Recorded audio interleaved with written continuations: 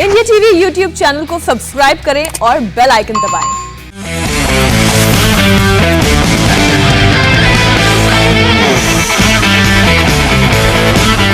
नमस्कार, आज की बात में आपका स्वागत है। आज मैं आपको अफगानिस्तान का आंखों देखा हाल दिखाऊंगा। इंडिया टीवी की टीम अफगानिस्तान पहुंच चुकी है। अफगानिस्तान जंग का मैदान बना हुआ है। तालिबान और अफगानी फौजों के बीच जंग छिड़ी हुई है। अफगानिस्तान से अमेरिका चला गया पर अपने पीछे एक वॉर जोन छोड़ गया है। अब धीरे धीरे तालिबान अफगानिस्तान के कई इलाकों पर कब्जा करता जा रहा है और हमारे लिए इंपॉर्टेंट इसलिए है क्योंकि अफगानिस्तान में भारत का बहुत कुछ दांव पर लगा है। अफगानिस्तान को दोबारा अपने पैरों पर खड़ा करने के लिए भारत ने वहां 21,000 करोड़ से ज्यादा का निवेश किया है। वहां भारत सरकार 400 बड़ी बड़ी परियोजनाएं चला रही है। अगर अफगानिस्तान में मारकाट मची रही तो इस सारे इन्वेस्टमेंट का क्या होगा? वैसे भी अफगानिस्तान में जो कुछ होता है उसका असर भारत और पाकिस्तान के संबंधों पर पड़ता है, भारत चीन के रिलेशंस पर पड़ता है। इसलिए अफगानिस्तान में शांति बनी रहे, स्टेबिलिटी बनी रहे, यह भारत के लिए बहुत जरूरी है। लेकिन फिलहाल शांति के, स्थिरता के आसार कम दिखाई देते हैं। अमेरिका के अफगानिस्तान से जाने के बाद अब चीन अफगानिस्तान में घुसने की कोशिश कर रहा है। भारत हालात को सुलझाने की कोशिश कर रहा है, लेकिन पाकिस्तान मसले को उलझाना चाहता है। और इस सब के बीच तालिबान का अफगानिस्तान पर कब्जा करने का अभियान जारी है। इसलिए अफगानिस्तान की जमीनी हकीकत को समझने की बहुत जरूरत है। यह सही है कि अफगानिस्तान के ज्यादातर इलाकों में अभी हालात बहुत खतरनाक हैं। तालिबान और अफगान आर्मी के बीच युद्ध हो रहा है, रॉकेट चल रहे हैं, बम चल रहे हैं, गोलियां बरस रही हैं। लेकिन इंडिया टीवी के डिफेंस एडिटर मनीष प्रसाद और कैमरा पर्सन बलराम यादव अफगानिस्तान पहुंच गए हैं। मनीष इस वक्त काबुल में है और वॉर जोन से अपनी रिपोर्ट्स भेज रहे हैं। यह बहुत हिम्मत का काम है, खतरे का काम है, लेकिन आप सब तक अफगानिस्तान के जमीनी हालात की हकीकत पहुंचाने के लिए मनीष ने खतरा मोल लिया है। आज मनीष ने सीधे मैदान जंग से आंखों देखा हाल बताया। शुरुआती रिपोर्ट जो मनीष ने भेजी उनसे ऐसा लगता है कि वहां हालत अभी भी बहुत नाजुक है। तालिबान ने दावा किया कि उसने अफगानिस्तान के 194 जिलों पर कब्जा कर लिया है। मनीष प्रसाद ने बताया कि पिछले 3 हफ्ते से अफगानिस्तान के कई इलाकों में जबरदस्त संघर्ष चल रहा है। अफगान आर्मी और तालिबान के लड़ाके आमने सामने हैं।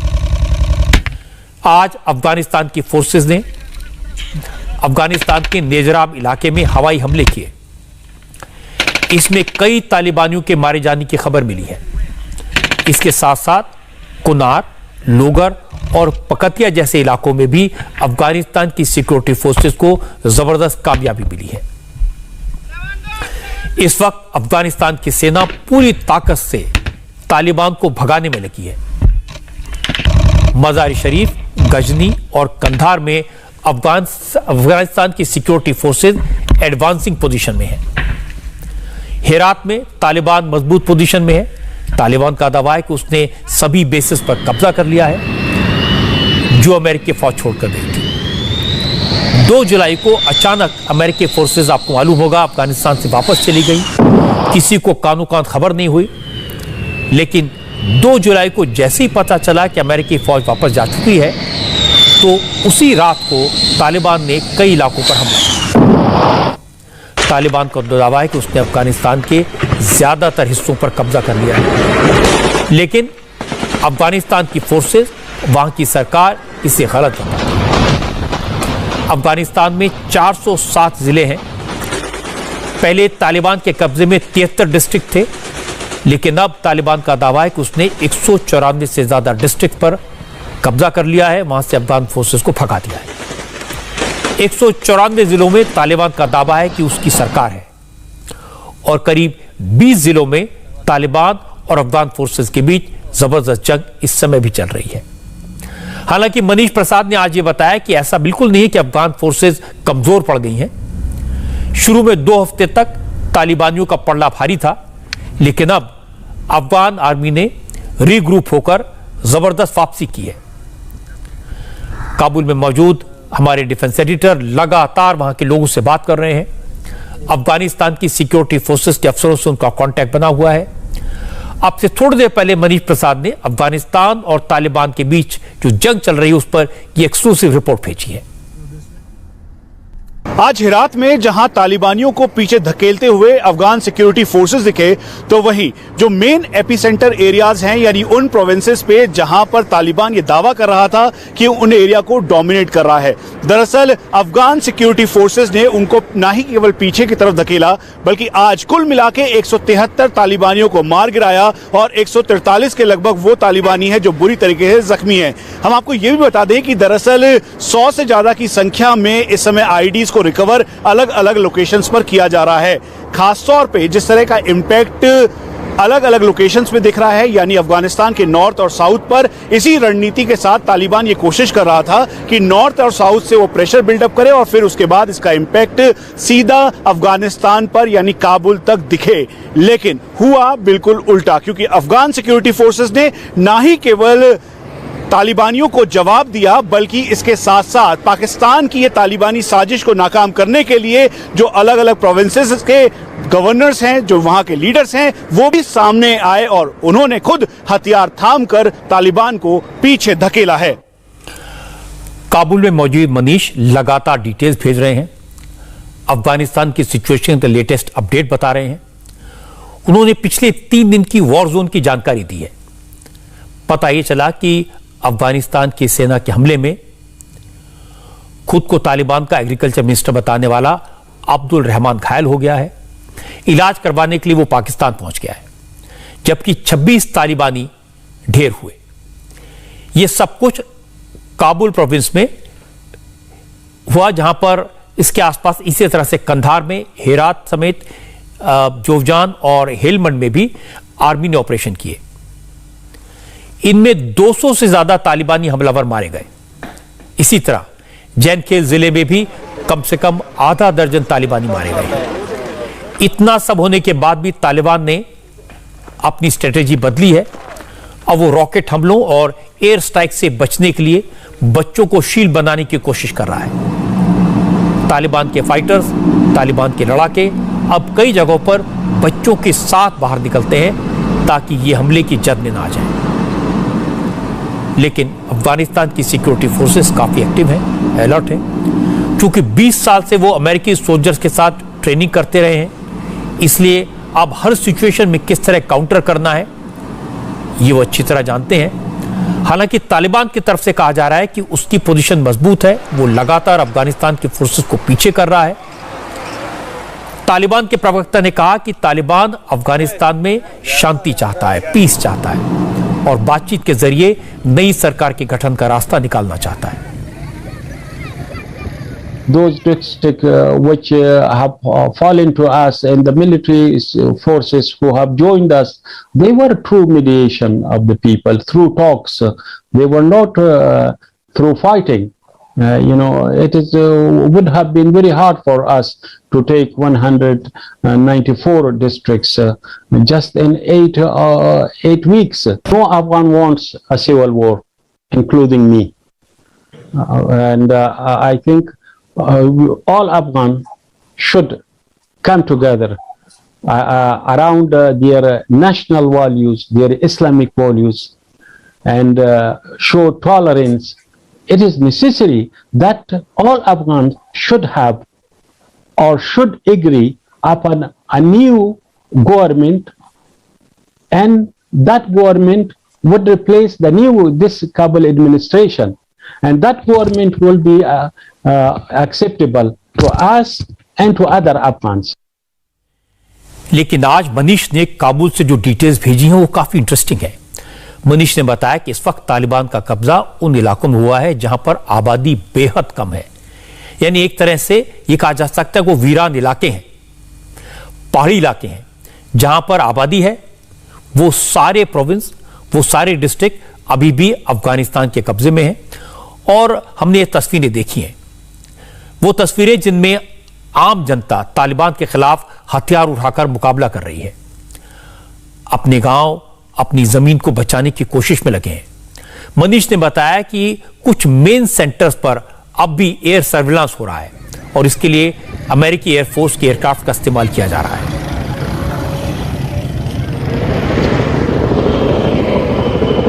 इस समय नाटो फोर्सेस तो चली गई हैं, यानी यूएस जहां से जा चुका है, लेकिन उसके बावजूद भी सिक्योरिटी मेजर्स को अपनाते हुए एयर स्ट्रिप्स की सुरक्षा और खासतौर पे पिन पॉइंट ऑपरेशन के तौर पर इस समय यूएस चाहे अपने चिनूक और ब्लैक हॉक हेलीकॉप्टर के जरिए ऑपरेशंस को अंजाम दे रही है। ठीक सामने इस समय जो यूएस एयरफोर्स का चिनूक है, डबल राउटर हेलीकॉप्टर, ये इस पूरे एरिया को सिक्योर कर रहा है। हम आपको ये भी बता दें कि दरअसल काबुल स्ट्रेटेजिकली बहुत ज्यादा महत्वपूर्ण है। केवल काबुल ही नहीं बल्कि उसके अलावा जो मेन शहर हैं अफगानिस्तान के, उन सभी एरियाज को सिक्योर करने के लिए सिक्योरिटी बबल तैयार किया गया है, जिसमें अगर कहीं से भी तालिबान घुसने की कोशिश करता है तो उसे धकेलने की पूरी क्षमता इस समय अफगान सिक्योरिटी फोर्सेस और यूएस आर्मी के उस कंटिंजेंट के पास है जो कि यहां पर इस समय मौजूद है। हालांकि औपचारिक तौर पर यूएस जरूर जा चुका है, लेकिन उसके बावजूद भी एक सिक्योरिटी बबल फॉर्म करते हुए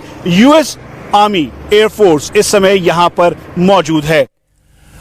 अब सवाल है कि अफगानिस्तान के खिलाफ तालिबान को इतनी जो ताकत मिल रही है उसका सोर्स क्या है? तालिबान को आर्म्स कहां से मिल रहे हैं, एमुनेशन कहां से डिलीवर हो रहा है? इसका जवाब अफगानिस्तान के राष्ट्रपति अशरफ गनी ने थोड़े दिन पहले दिया था, पूरी दुनिया के सामने दिया था। आपको याद होगा कुछ दिन पहले अफगानिस्तान को लेकर साउथ ईस्ट एशिया कॉन्फ्रेंस हुई थी।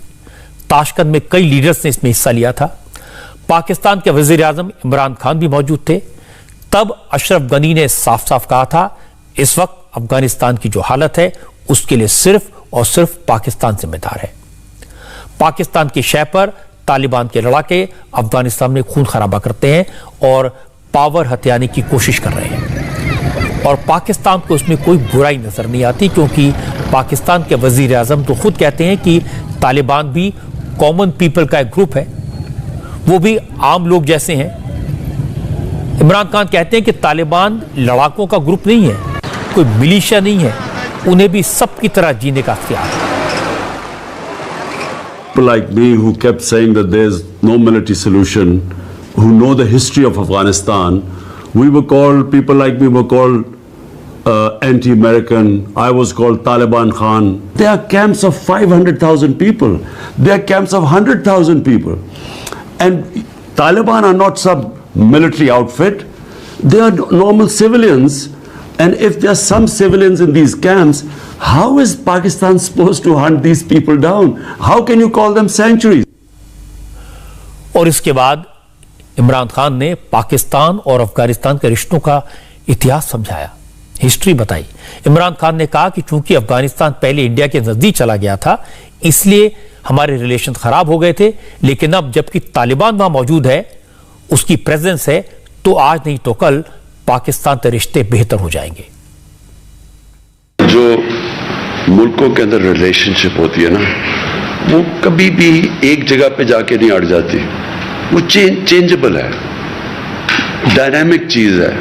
एक ऐसी है कि कई दफा शख्सियत दो आ जाती है मुल्क में, रिलेशनशिप बेहतर हो जाती है, और एक शख्सियत कभी ऐसे हेड्स ऑफ स्टेट आते हैं कि उनकी रिलेशनशिप खराब हो जाती है। कई दफा इंटरेस्ट बदल जाते हैं, एक मुल्क का एकदम इंटरेस्ट बदल जाता है। मेरी सारी माँ और बाप की कबीले सारे अफगानिस्तान से आए थे, यहाँ सारे हिंदुस्तान में सेटल हो गए कितने 100 साल पहले। तो ये इंटरेक्शन हमेशा रहा है। इसमें कभी कभी बुरा वक्त आता है। अफगानिस्तान का इंटरेस्ट हो गया अमेरिका, सोवियत से पाकिस्तान का इंटरेस्ट चला गया अमेरिका के साथ, उसके अंदर हमारी रिलेशनशिप खराब हो गई। फिर आई हुकूमत अफगानिस्तान का हिंदुस्तान के साथ करीबी हो गया, तो जाहिर है पाकिस्तान से खराब होनी थी रिलेशनशिप। लेकिन long term relationship, natural relationship है ही पाकिस्तान और अफगानिस्तान की। वैसे जिस तालिबान को पाकिस्तान के वजीर आजम आम जनता का ग्रुप बताते हैं, 5-10 लाख लोगों का ग्रुप बताते हैं, पता चला कि इन तालिबानियों को सपोर्ट करने के लिए, तालिबान को अफगानिस्तान के खिलाफ फायर पावर देने के लिए पाकिस्तान ने 6000 दहशतगर्दों को अफगानिस्तान भेजा है। इसलिए बार बार अफगानिस्तान से खबरें आ रही हैं कि कॉन्फ्लिक्ट में पाकिस्तानी टेररिस्ट भी मारे जा रहे हैं। 24 घंटे पहले ही अफगानिस्तान के पख्तिया प्रोविंस में 6 तालिबानियों के साथ एक पाकिस्तानी आतंकवादी मारा गया और ये बात खुद अफगानिस्तान की सिक्योरिटी फोर्सेस ने कंफर्म की है। हमारे डिफेंस एडिटर मनीष प्रसाद ने पाकिस्तान की टेरर आउटफिट्स को लेकर काबुल से ये डिटेल्ड रिपोर्ट भेजी है, जिससे आपको अंदाजा लगेगा। एक तरफ जहां चीन तालिबान से बात कर रहा है तो वहीं उसका असर पाकिस्तान और तालिबान के रिश्तों पर भी दिखाई दे रहा है। मजबूती के साथ पाकिस्तान तालिबान का साथ दे रहा है और उसका असर यह है कि अफगानिस्तान के नॉर्दर्न और सदर्न एरियाज में तालिबान डोमिनेट करने की कोशिश कर रहा है, लेकिन अफगानिस्तान सिक्योरिटी फोर्सेस ने उन्हें पीछे की तरफ धकेला है। हम इस समय काबुल में हैं। दरअसल ये कहा गया प्रोपेगेंडा के तहत कि जल्द ही तालिबान काबुल पर भी कब्जा करेगा और काबुल की तरफ आगे बढ़ रहा है, लेकिन काबुल की सिचुएशन बिल्कुल उससे अलग है। यहां पर सब कुछ सामान्य है, सिक्योरिटी फोर्सेस का एक्स्ट्रा डिप्लॉयमेंट है और खास तौर पे सिक्योरिटी बबल एयर डिफेंस, उसके अलावा ग्राउंड सपोर्ट सिस्टम के तौर पर पूरी घेराबंदी की हुई है और इस बात का भी ध्यान रखा जा रहा है कि कहीं से भी अफगानिस्तान के किसी भी व्यक्ति को इसका नुकसान ना झेलना पड़े, इसीलिए इस पूरे एरिया को सिक्योर किया गया है। अंतर ये जरूर हुआ है कि यहाँ पर जितने भी एरियाज हैं, जो लोगों के घर, रिहायशी एरियाज या फिर सिक्योरिटी एनालिसिस विंग के जो बिल्डिंग्स हैं, उनको और सिक्योर किया गया है सर्विलेंस कैमरास के जरिए या फिर उनकी 24 घंटे मॉनिटरिंग की जा रही है, ताकि कहीं से भी तालिबान परस्त या फिर जो सबसे इंपॉर्टेंट है, जो हर कोई मिस कर रहा है, वो है सिराजुद्दीन हक्कानी का नेटवर्क, यानी फिदाइन दस्ता, जो कि यहां पर कई बार टारगेट प्लान कर चुका है। इसीलिए पूरी सिक्योरिटी जोन के साथ सिक्योर करते हुए इस समय जो अफगान फोर्सेस हैं वो पूरी चौकसी बरत रहे हैं, ताकि कहीं से भी कोई भी तालिबानी अंदर की तरफ ना आए और कहीं भी वो अपने मंसूबों में कामयाब ना हो। इसीलिए ये इस समय काबुल की वो सड़क है जो कि हमेशा हाई सिक्योर जोन समझी जाती है। इसके साथ साथ जो पूरा एरिया है उसको भी सिक्योर किया गया है। मनीष ने आज बताया कि इस वक्त सिचुएशन काफी सीरियस है। पूरे अफगानिस्तान में 1 महीने तक नाइट कर्फ्यू लगा हुआ है। अफगान फोर्सेस को अब उन शहरों की तरफ मूव किया गया है जहां तालिबान के पहुंचने का खतरा है। आम जनता को भी आर्म्स देकर सेल्फ डिफेंस के लिए तैयार किया जा रहा है और यह सब इसलिए हो रहा है क्योंकि 2001 से लेकर अब तक यानी 20 साल तालिबान अफगानिस्तान में आज सबसे मजबूत सिचुएशन में आ गया है। मैं आपको बता दूं कि अफगानिस्तान का border Iran, Pakistan, Tajikistan, Uzbekistan, Turkmenistan जैसे मुल्कों से लगता है। कुल मिलाकर 12 बॉर्डर पोस्ट हैं, लेकिन आपको जानकर हैरानी होगी कि इन 12 पोस्ट में से कम 6 पोस्ट तालिबान के कब्जे में आ चुकी हैं। यानी तालिबान अब अफगानिस्तान के आधे बॉर्डर को कंट्रोल कर रहा है। लेकिन अब भी जो शहरी इलाके हैं, जहां बड़ी पॉपुलेशन है, जहां ज्यादा लोग रहते हैं, जैसे मज़ार शरीफ, कुंदूज, जलालाबाद, काबुल, कंधार, ये सारे इलाके अभी भी अफगान सेना के कंट्रोल में हैं और तालिबान इन इलाकों तक ना पहुंच पाए, इसलिए उन्हें पहले से ही रोकने की तैयारी की जा रही है। अफगान फोर्सेस इस समय पूरी तरह से उन एरिया को डोमिनेट कर रही है जिसमें हेरात, कांधार और अलग अलग वो प्रोविंसेस हैं जहां पर तालिबानियों ने कोशिश की कि वो दबदबा अपना कायम कर सके। इंडिया टीवी को मिली जानकारी के मुताबिक दरअसल नॉर्थ रीजन और साथ में साउथ रीजन पे तालिबान ने एक साथ कब्जा करने की कोशिश की। कुल मिला के अफगानिस्तान की आबादी 4 करोड़ है और अधिकतर जो छोटे छोटे डिस्ट्रिक्ट्स हैं उनकी आबादी कम है। तालिबान इसी प्रोपेगेंडा के साथ आया कि उसने डिस्ट्रिक्ट हेडक्वार्टर के ऊपर अपना झंडा लहराया, वहां के लोगों से बातचीत नहीं की और फिर उसके बाद अफगान फोर्सेस ने स्ट्रेटजी के तहत इनको पीछे ढकेलना शुरू कर दिया। और यही वजह थी कि एक बार फिर से जहां तालिबान ये दावा कर रहा था कि 200 से ज्यादा डिस्ट्रिक्ट पर तालिबान का कब्जा है, तो वहीं अफगान फोर्सेस की वजह से तालिबान को मुंह की खानी पड़ी और कई ऐसे बड़े डिस्ट्रिक्ट हैं जिसको छोड़कर तालिबान को पीछे की तरफ जाना पड़ा। लेकिन अफगान फोर्सेस के सीनियर ऑफिशियल्स के मुताबिक पाकिस्तान लगातार बैकडोर सपोर्ट तालिबान को कर रहा है, जिसकी वजह से स्पिन बोल्डाक का एरिया यानी कांधार का पूरा प्रोविंस और हेरात में लगातार तालिबान और अफगान स्पेशल फोर्सेस के बीच जो इस समय एनकाउंटर है वो लगातार हो रहा है। खासतौर पे इस पूरे एरिया को डोमिनेट करने के लिए अफगान स्पेशल फोर्सेस और अफगान पुलिस ये जहां मुस्तैदी से काम कर रही है, तो वहीं जो सीनियर गवर्नर्स हैं इन प्रोविंसेस के, डिस्ट्रिक्ट के, वो भी आगे आए हैं और खुद कमान संभालते हुए वो तालिबानियों को जवाब दे रहे हैं। हम आपको ये भी बता दें कि दरअसल यूएस ने जहां कहा कि वो पूरी तरह से अब 9/11 से पहले वापस चला जाएगा, लेकिन अभी इस समय यूएस अफगान एयरफोर्स की मदद से टारगेटेड अटैक कर रहा है, जिसकी वजह से तालिबानियों को पिन पॉइंट ऑपरेशन में मार गिराया जा रहा है। मनीष प्रसाद ने आज अफगानिस्तान के लोगों से भी बात की। इस माहौल को लेकर लोगों के मन में क्या है, क्या वाकई में शहरों में रहने वाले लोग अब अपने घर छोड़ रहे हैं? इस पर मनीष प्रसाद ने बताया कि सही है कि कई लोगों के मन में खौफ है, डर है, लेकिन उन्होंने अब मुकाबला करने का फैसला किया है।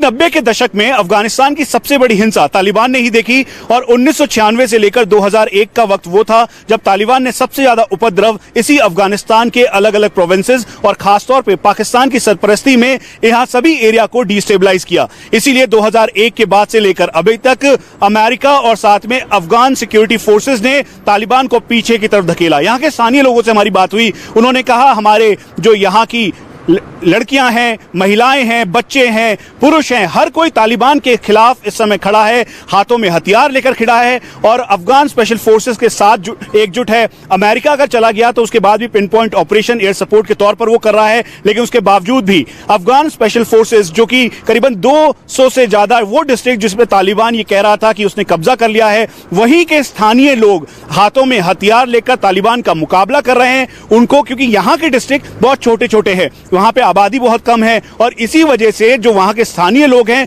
वो किसी भी हालत में तालिबान को अपने घरों तक नहीं घुसने देना चाहते। और यही वजह है कि अफगान सिक्योरिटी फोर्सेस अपने पूरे लाव लश्कर के साथ, पूरे अपने आर्म्स एम्यूनिशन वेपन सिस्टम के साथ, सपोर्ट सिस्टम के साथ उन एरियाज को भी अब डोमिनेट कर रही है, जिसमें हेरात है, कांधार है, जहां पर तालिबान ने लगातार ये कोशिश की कि वो मेन सिटी के अंदर एंटर कर सके।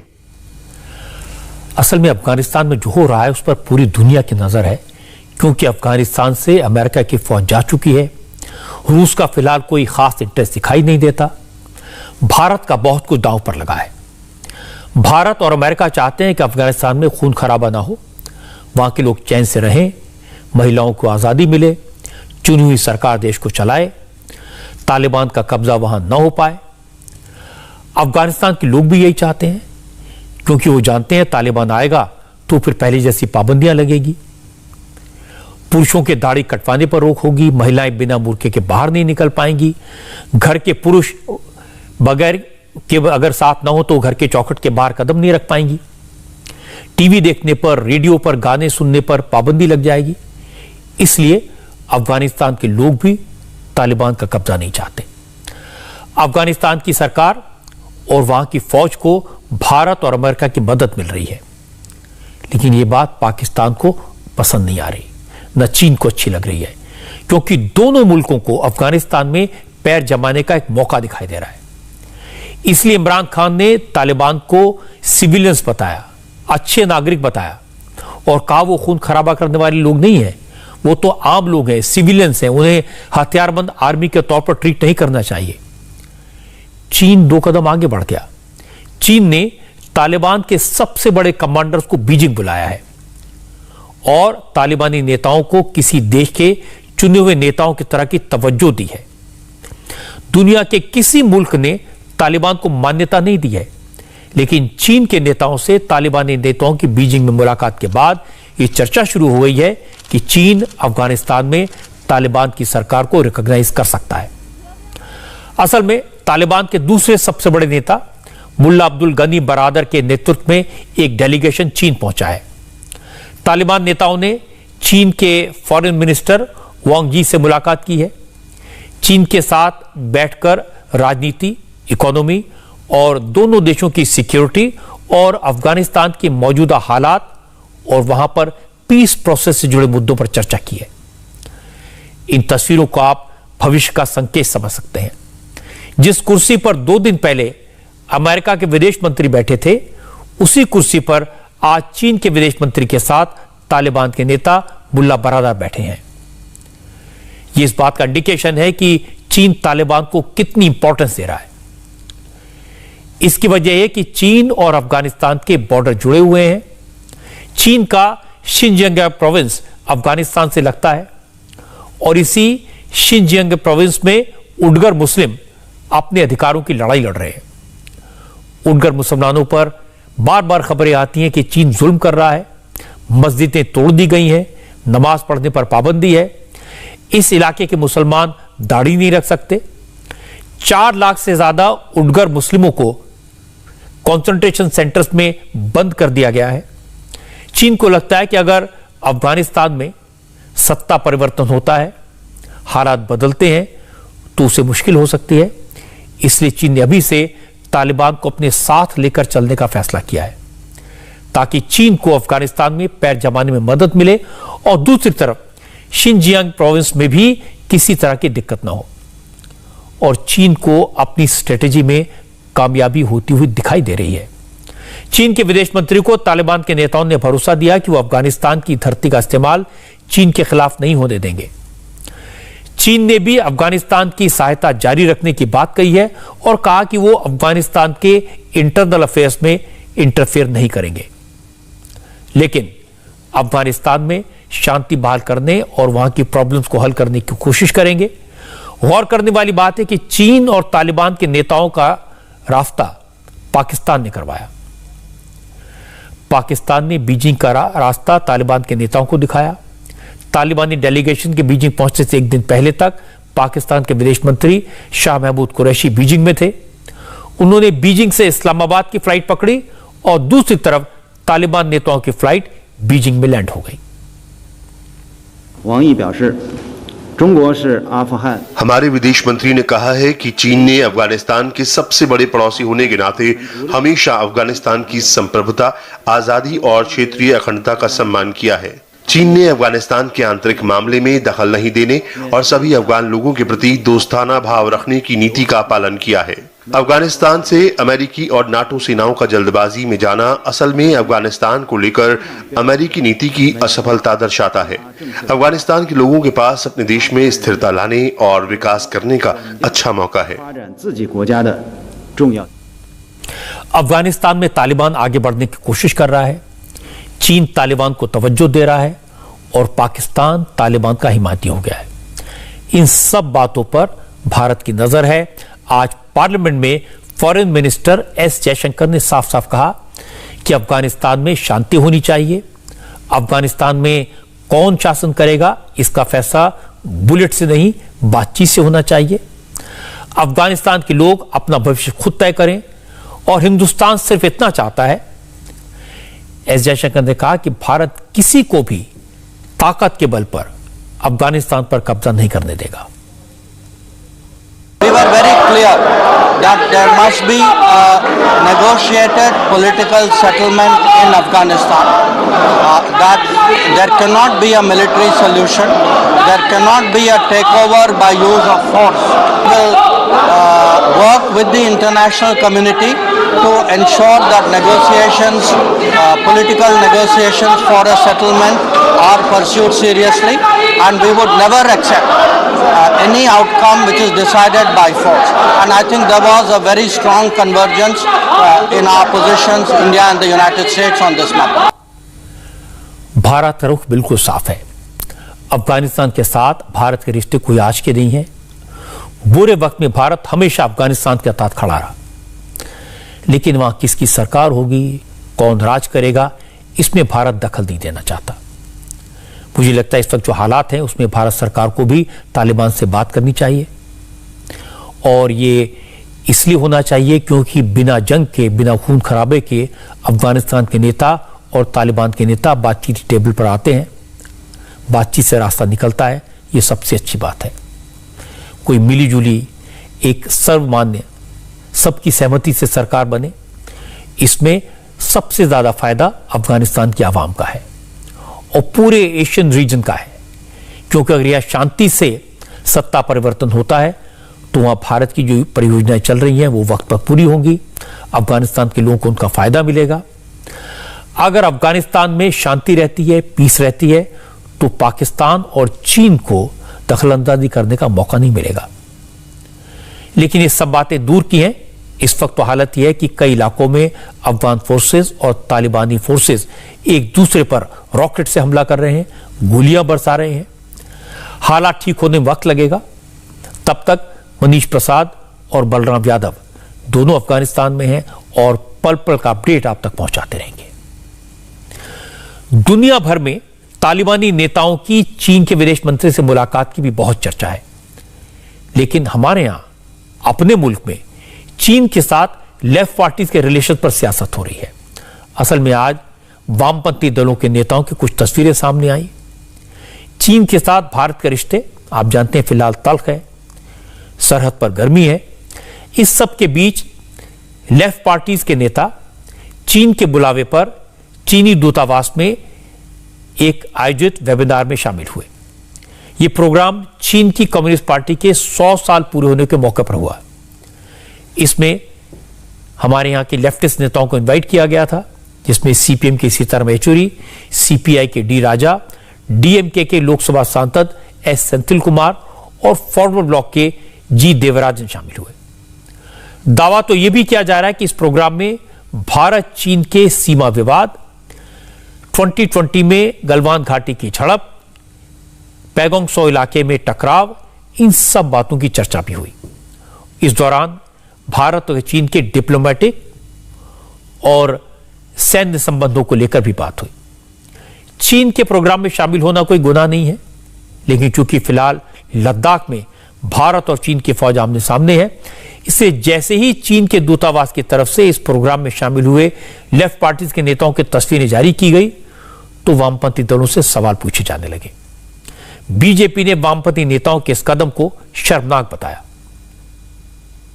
बहुत दुर्भाग्यपूर्ण है कि कम्युनिस्ट पार्टी ऑफ चाइना के साथ में लेफ्ट पार्टी के नेताओं ने वेबिनार पर शिरकत की है। ये देश के साथ वो पहले तय करें कि वो किसके साथ है, चाइना के साथ है कि देश के साथ है। देश के साथ विश्वासघात है।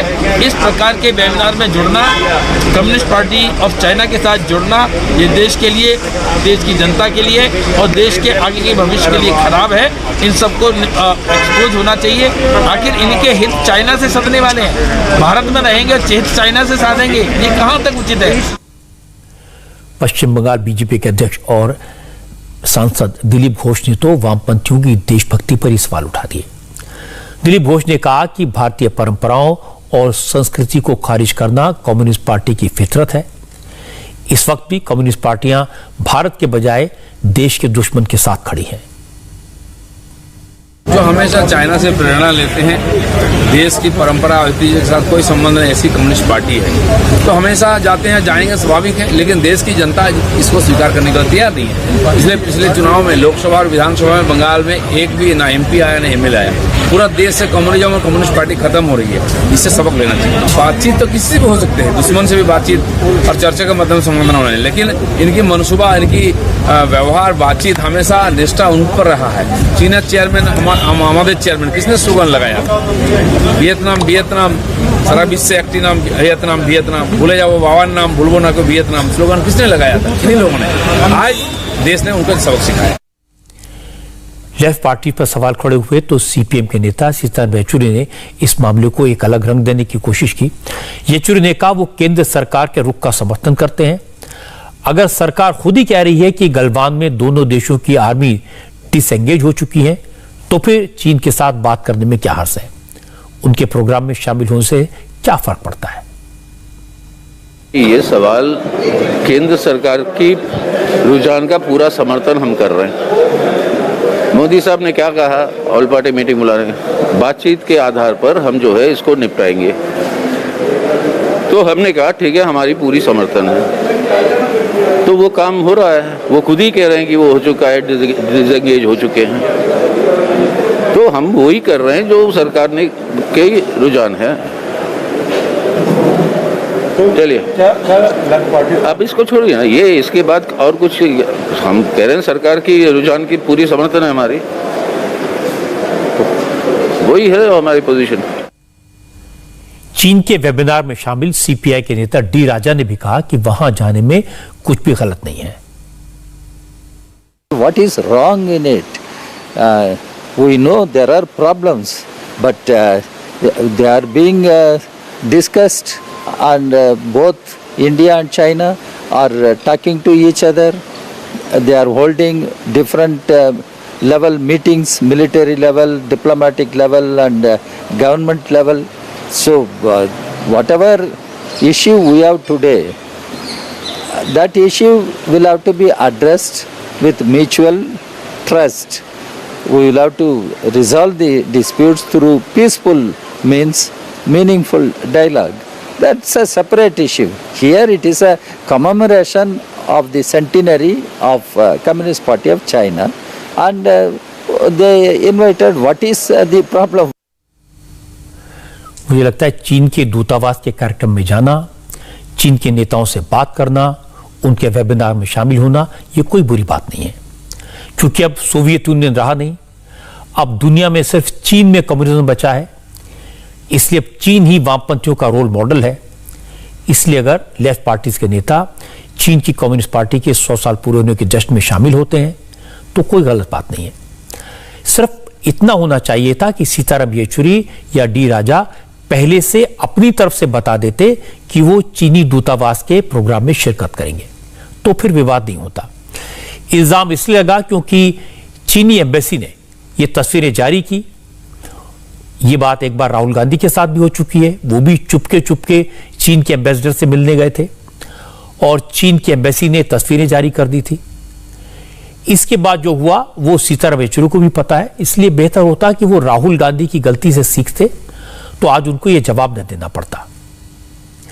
वामपंथी चीनियों से मिल रहे हैं, लेकिन ममता बनर्जी दिल्ली में तमाम दलों के नेताओं से मिल रही हैं, नए राजनीतिक समीकरण बना रही हैं।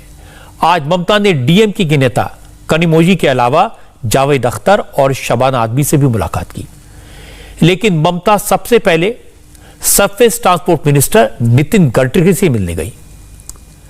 ममता बनर्जी दोपहर 2 बजे नितिन गडकरी के घर पहुंची, उनके साथ पश्चिम बंगाल सरकार के अफसर थे और गडकरी ने भी अपने मंत्रालय के बड़े अफसरों को बुलाकर रखा था। ममता की डिमांड्स पर, एक एक प्रोजेक्ट पर डिटेल में बात हुई। नितिन गडकरी ने ममता को भरोसा दिया कि बंगाल में जो हाईवे प्रोजेक्ट चल रहे हैं, भारत बांग्लादेश बॉर्डर पर सड़क बनाने का जो काम हो रहा है, उसमें और तेजी लाई जाएगी। ममता ने कोलकाता में कुछ फ्लाईओवर्स बनाने की मांग भी की। इस पर गडकरी ने कहा कि वो प्रोजेक्ट के साथ बंगाल के अफसरों को भेज देंगे, वो केंद्र सरकार के अफसरों से बात करेंगे और इसकी फिजिबिलिटी रिपोर्ट आते ही फ्लाईओवर्स पर काम शुरू कर जाएगा। आमतौर पर ममता बनर्जी केंद्र सरकार से, इसके मंत्रियों से नाराज रहती हैं, लेकिन गडकरी से मिलने के बाद जब ममता बाहर निकली तो काफी ठीक ठाक नजर आई। नितिन गडकरी जी का मीटिंग बहुत बढ़िया हुआ। मैंने स्पेशली हमारा सड़क का काम पे আমাদের রাস্তার জন্য আমার সুন্দরবনের ওখানে আমার সাগর আছে, Ganga Sagar, bridge is required for this Kumbh Mela passage this tourist. हर साल 20 lakhs to 30 lakhs people used to go to that cross the river। और मैंने रिक्वेस्ट किया कि हमारा उधर में एक मैन्युफैक्चरिंग इंडस्ट्री अगर हो सकता है तो अच्छा है, जिसमें इलेक्ट्रिक बस तैयार हो सकता है, इलेक्ट्रिक ऑटो तैयार हो सकता है, इलेक्ट्रिक स्कूटर तैयार हो सकता है। इसका बारे में भी चर्चा हुआ। तो एक दिक में ट्रांसपोर्ट का बारे में और एक दिक जो रोड के बारे में, रोड कनेक्टिविटी का बारे में, कि हमारा स्टेट ऐसा है कि हमारा स्टेट का बॉर्डर है बांग्लादेश, नेपाल, भूटान और नॉर्थ ईस्टर्न का भी बॉर्डर है, गेटवे है। तो इसी के लिए अगर थोड़े से ज़्यादा रोड हमारा उधर में, अभी जो यास आया, फोनी आया, बुलबुल आया, बहुत सारे रोड हमारा खराब भी हो गया है।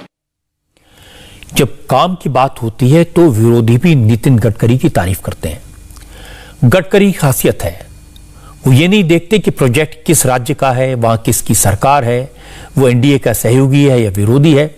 अगर प्रोजेक्ट अच्छा है, जनता के फायदे का है, तो नितिन गडकरी उसे ग्रीन सिग्नल देने में देर नहीं करते। वो हैंड्स ऑन मिनिस्टर हैं और सिर्फ मंजूरी नहीं देते, तय वक्त में ये प्रोजेक्ट पूरा हो इसका भी ध्यान रखते हैं। इसीलिए आज गडकरी से मिलने के बाद ममता खुश थी, लेकिन गडकरी की इस मुलाकात के बाद ममता की सियासी मुलाकातें शुरू हुई। सबसे पहले कनिमोझी मिलने के लिए पहुंची और इसके बाद जावेद अख्तर और शबाना आजमी ममता से मिलने गए। जावेद अख्तर के साथ ममता ने लंबी बात की। मुलाकात के बाद ममता तो खामोश रही, लेकिन जावेद अख्तर ने कहा कि परिवर्तन ही प्रकृति का नियम है और अब देश में भी बदलाव होना चाहिए। परिवर्तन होना चाहिए। आजकल हमारे देश में कुछ टेंशन ज्यादा मुझे लगता है, चाहे एक तरह पोलराइजेशन दिखता है। कुछ बड़े एग्रेसिव स्टेटमेंट, कहीं कहीं वायलेंस, ये सब नहीं होना चाहिए। इसी शहर में राइट हुए थे कुछ दिनों पहले, ये तो बड़ी खराब बात है ना। अगर दिल्ली में ही हो जाए तो फिर क्या बचा। तो ये सब चीजें बंद होनी चाहिए। Do you think Mamata Banerjee can actually lead the country, and there could be a front where she can lead the front? She had been trying to speak to several people, several leaders. Whatever little conversation we had and whatever she said, that is not her priority at all, that whether I should lead or somebody else should lead. She believed that there should be Parivartan the way she wanted it in Bengal, now she wants it in India. ये leadership किसकी हो और कौन जाकर, ये एक topic हमेशा होता है, who will become the prime minister, ये सब सेकेंडरी बात है। इम्पोर्टेंट बात है what kind of India do you lead. कौन लीड करेगा कौन नहीं लीड करेगा वो इम्पोर्टेंट बात नहीं है। हमको हिंदुस्तान कैसा चाहिए, हमें हिंदुस्तान में कैसी परंपरा, कैसा एटमॉस्फेयर, कैसी आजादी, कैसी डेमोक्रेसी चाहिए, कैसी होनी चाहिए। झारखंड से आज एक डराने वाली खबर आई। धनबाद में डिस्ट्रिक्ट जज की सरेआम हत्या कर दी गई और यह हत्या उन गैंगस्टर्स ने करवाई जिनके बारे में वो फैसला देने वाले थे। जज साहब मॉर्निंग वॉक पर निकले थे, पीछे से एक ऑटो ने जज को टक्कर मारी और भाग गया। पुलिस ने दो लोगों को गिरफ्तार किया है, दोनों ने अपना गुनाह कबूल कर लिया है। अब पुलिस ये पता लगाने की कोशिश कर रही है कि जज की हत्या के पीछे कौन कौन लोग थे, किसने करवाई। असल में जज साहब के मर्डर की सीसीटीवी फुटेज सामने आई तो यह मामला सुप्रीम कोर्ट तक पहुंच गया। झारखंड में हाई कोर्ट ने भी इसका संज्ञान लिया और इसके बाद सरकार ने जज के मर्डर की जांच के लिए एसआईटी बनाई और दोपहर तक अपराधी पकड़े गए। हुआ यह था कि धनबाद के डिस्ट्रिक्ट एंड सेशन जज उत्तम आनंद मॉर्निंग वॉक कर रहे थे। सुबह 5:08 का वक्त था। जज उत्तम आनंद सड़क के किनारे चल रहे थे, एक ऑटो आया और उन्हें टक्कर मारकर चला गया। पुलिस ने ऑटो ड्राइवर और उसके साथी को तो गिरफ्तार कर लिया। ऑटो ड्राइवर ने जज को टक्कर मारने की बात कबूल कर ली। पुलिस ने वो ऑटो भी बरामद कर लिया जिसे वारदात में इस्तेमाल किया गया था। आरोपी ने वारदात को अंजाम देने से पहले ऑटो का नंबर मिटाने की कोशिश की थी। नंबर प्लेट को पत्थर से खुरचा गया था जिससे नंबर न दिख सके। ऑटो चालक लखन कुमार वर्मा, ये बेसिकली सोनारपट्टी धनबाद का रहने वाला है, और दूसरा जो है वो राहुल वर्मा, ये भी सोनारपट्टी थाना जोड़ा पोखर धनबाद का रहने वाला है। इन दोनों व्यक्तियों को गिरफ्तार किया गया और इनसे गहन पूछताछ की जा रही है। पूछताछ के क्रम में जो ऑटो चालक था लखन कुमार वर्मा, इसके द्वारा स्वीकार किया गया है कि यही ऑटो चला रहा था और इसी के द्वारा ऑटो से धक्का मारने की बात स्वीकार की गई है। पता यह चला कि जज उत्तम आनंद कई हाई प्रोफाइल केसेस की सुनवाई कर रहे थे। इनमें से एक केस संजय सिंह हत्याकांड से जुड़ा है। एक विधायक का रिश्तेदार इस मामले में आरोपी है। इसके अलावा उन्होंने कोयलांचल रीजन के एक गैंगस्टर के 2 शूटर को जमानत देने से इनकार कर दिया था। इसलिए आशंका जताई जा रही है कि गैंगस्टर ने ही उनकी हत्या करवाई।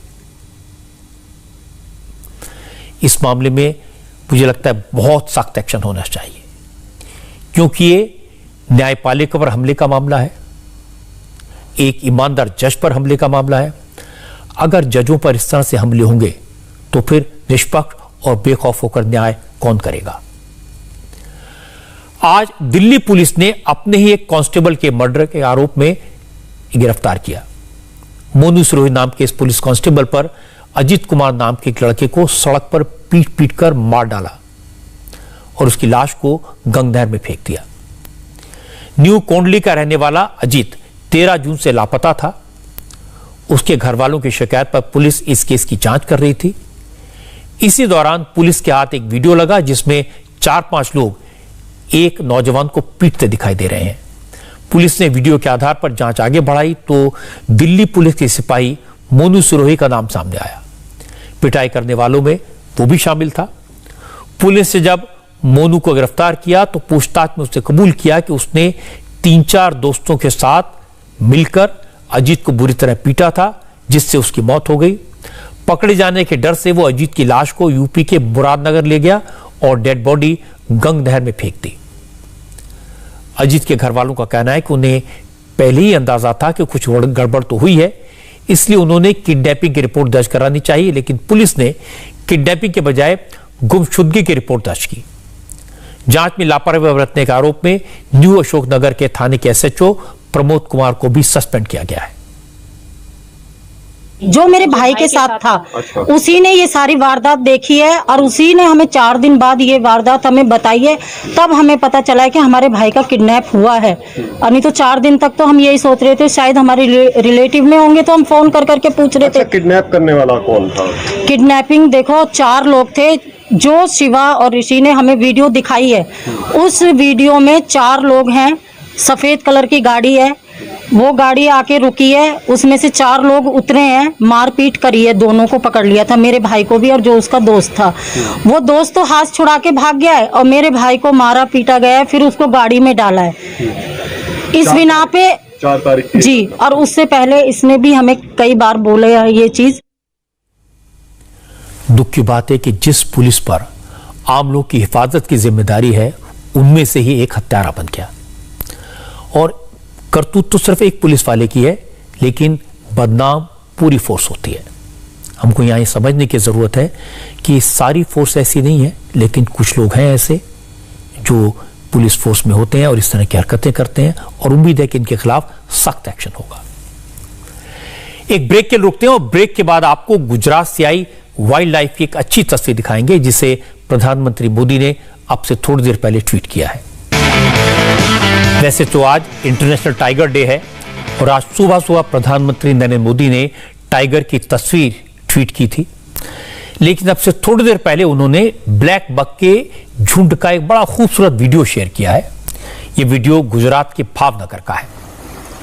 भावनगर के वेलावदर नेशनल पार्क में हजारों ब्लैक बक्स का झुंड रोड क्रॉस कर रहा था। बहुत ही खूबसूरत नजारा था। सबसे पहले इस वीडियो को गुजरात इंफॉर्मेशन ने पोस्ट किया और लिखा 3000 से ज्यादा ब्लैक बक्स का झुंड एक साथ दिखाई दिया। ऐसा कब होता है जब इतने सारे ब्लैक बक्स एक साथ दिखाई देते हैं।